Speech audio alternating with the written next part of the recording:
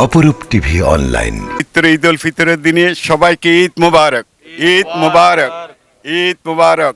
সবাই আমার জন্য একটু দোয়া করবেন, ঠিক আছে? দোয়া করবেন তো ইনশাআল্লাহ। ঈদটাকে আরো উপভোগ করতে পারছি, এটা হচ্ছে বড় কথা। আর সামনে যে নির্বাচন, আসলে এই নির্বাচন নিয়ে একটা কথা বলতেছি। এই যে কাউন্সিলর নির্বাচন, আমি আসলে কাউন্সিলর হতে চাচ্ছি। আপনারা জানেন আমার বাবা মরহুম হাফিজুর রহমান কমিশনারে ছিলেন একজন কাউন্সিলর।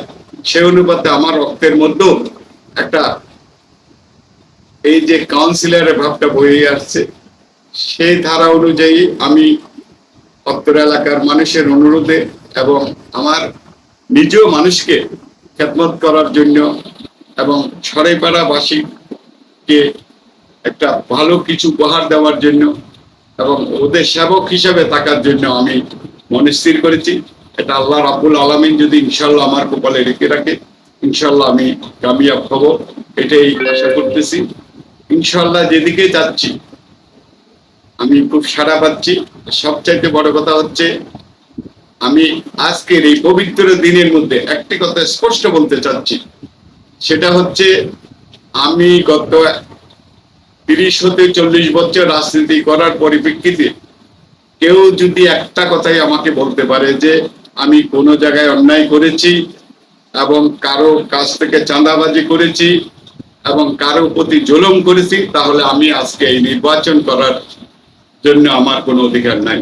ইনশাল্লাহ কেউ আমাকে এই একটা কথা বলতে পারে, কেউ যদি প্রমাণ দিতে পারে, তাহলে আমি নির্বাচন করব না। আমার নির্বাচনের মধ্যে সবচেয়ে বড় কথা হচ্ছে, আমি মানুষকে সেবা দান করার জন্য আজকে এখানে আসতে আগ্রহ হয়েছে। আরেকটা কথা, আজকের এই দিনে বাংলাদেশ জাতীয়তাবাদী দলের সকল এবং কর্মী, যুবদল, ছাত্রদল, স্বেচ্ছাসেবক দল, অঙ্গ সংগঠনের সবাইকে ঈদ মোবারক।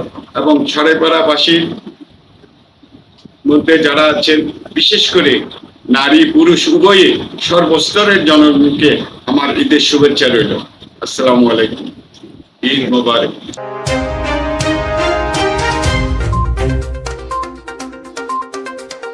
অপরূপ টিভি অনলাইন।